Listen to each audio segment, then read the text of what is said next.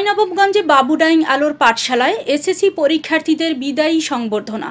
বিস্তারিত দেখুন চাঁপাইনবাবগঞ্জ থেকে শাহরিয়া শাহাদাতের প্রতিবেদনে। শিক্ষার আলোয় আলোকিত হোক জীবন, এই উদ্দেশ্যকে সামনে রেখে এসএসসি পরীক্ষার্থীদের বিদায় জানালো বাবুডাইং আলোর পাঠশালার শিক্ষার্থীরা।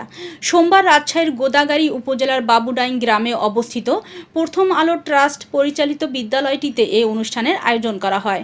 বিদ্যালয় পরিচালনা কমিটির সভাপতি জহিরুল ইসলামের সভাপতিত্বে অনুষ্ঠানে স্বাগত বক্তব্য দেন বিদ্যালয়ের প্রধান শিক্ষক আলিউজ্জামান নূর।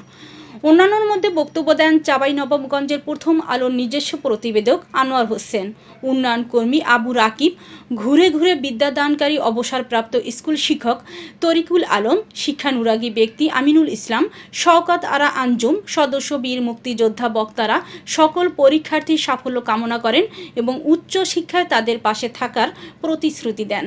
অন্যদিকে জেলা মাদকদ্রব্য নিয়ন্ত্রণ অধিদপ্তর রাজশাহীর পক্ষ থেকে বিদায়ী শিক্ষার্থীদের জ্যামিতি বক্স, কলম, স্কেল ও মেধাবী শিক্ষার্থীদের শিক্ষা উপকরণ উপহার দেওয়া হয়। শেষে বিদ্যালয়ের সাংস্কৃতিক দলের সদস্যরা সাংস্কৃতিক অনুষ্ঠান পর্বে নাচ গান পরিবেশন করেন। এই এলাকার শিক্ষার্থীরা তারা তাদের গার্জেনরা আমাদের শহরের মধ্যে না, স্কুল বন্ধ এই যে আছে এই রাকিব ভাইরা আছে, আঞ্জু আপারা আছে, ভাই ও বোনেরা, আজকের এই বিশেষ দিনে আপনাদের এবং সবাইকে কিন্তু দুলু ভাই কলেজে দেখতে চেয়েছে, তোমরাও কথা দিও।